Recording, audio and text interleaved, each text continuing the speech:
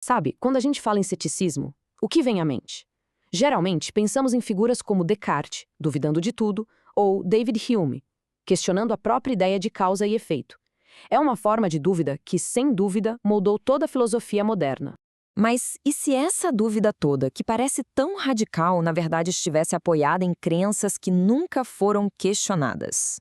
Pois é, Hegel, um dos gigantes do idealismo alemão, argumentou exatamente isso. Então, bora mergulhar nessa ideia. Nesta nossa análise, a gente vai explorar o argumento revolucionário de Hegel. Vamos ver qual é a diferença crucial entre o ceticismo antigo e o moderno, como essa diferença acaba expondo as crenças escondidas na dúvida moderna e como, na visão de Hegel, essa mudança filosófica literalmente partiu uma civilização ao meio. Ok, para começar, a gente precisa entender que nem todo ceticismo é a mesma coisa. Hegel nos força a olhar bem além das figuras que a gente normalmente associa a essa palavra.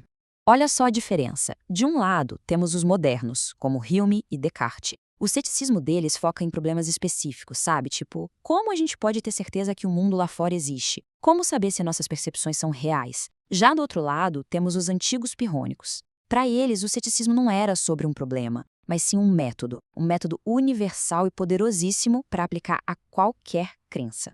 E é aqui que vem o pulo do gato de Hegel. Ele não só fez essa distinção entre os dois tipos de ceticismo, ele foi além, argumentou que o ceticismo antigo era filosoficamente muito superior e que o moderno era, nas palavras dele, um verdadeiro fracasso. E olha, o Hegel não pega leve nas palavras, não. Ele não via o ceticismo moderno como uma investigação rigorosa. Para ele, era uma desculpa para a não-filosofia. Ele achava que a forma moderna tinha perdido a essência radical, aquilo que tornava o ceticismo antigo tão potente. Então, o ponto central é esse aqui. Para Hegel, o ceticismo moderno, na sua tentativa de duvidar de certas coisas, acabava se agarrando a outras, sem nem perceber. Era uma dúvida seletiva, construída em cima de dogmas que nunca foram examinados. Já o ceticismo antigo, esse era um processo puro, uma máquina feita para desmontar qualquer dogma que aparecesse pela frente. Mas na prática, como é que funcionava esse método antigo? Não era só sair por aí dizendo, eu duvido, não. Era uma técnica deliberada e replicável que os antigos chamavam de a arte do empate mental. O conceito-chave aqui é a isosteneia, ou equipolência. A ideia é bem direta.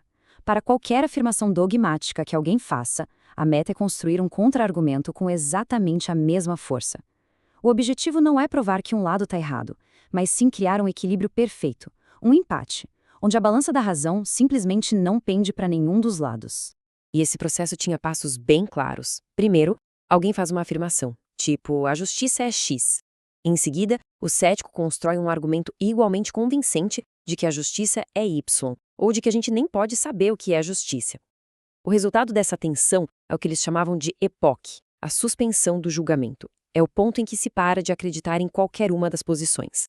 E o objetivo final de tudo isso? Ataraxia, uma paz de espírito, livre da ansiedade de ter que defender uma crença a todo custo.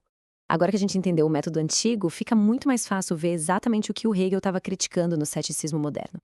Ele apontou o dedo para as fundações dogmáticas que os duvidadores modernos nunca nem pensaram em questionar. Hegel identificou 3 dogmas principais. O primeiro é a certeza sobre a própria mente.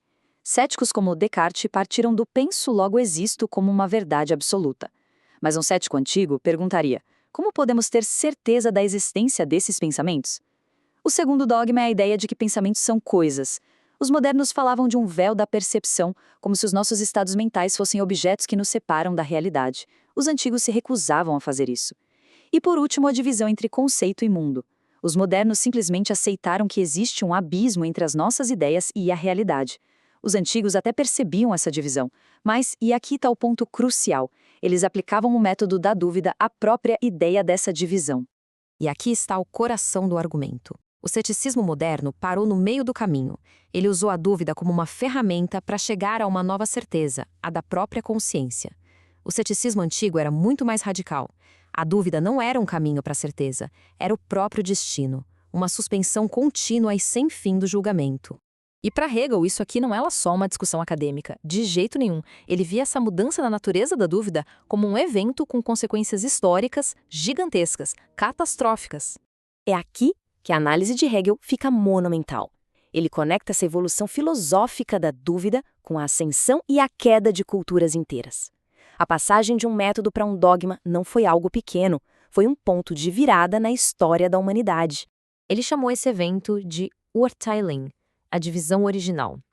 Para Hegel, isso não foi só um evento, foi o evento. Foi o momento em que a consciência humana se partiu, perdendo uma unidade e uma harmonia que existia antes. A questão deixou de ser o que é verdade para se tornar uma fratura na própria experiência de estar no mundo, alienando a humanidade de si mesma e do divino.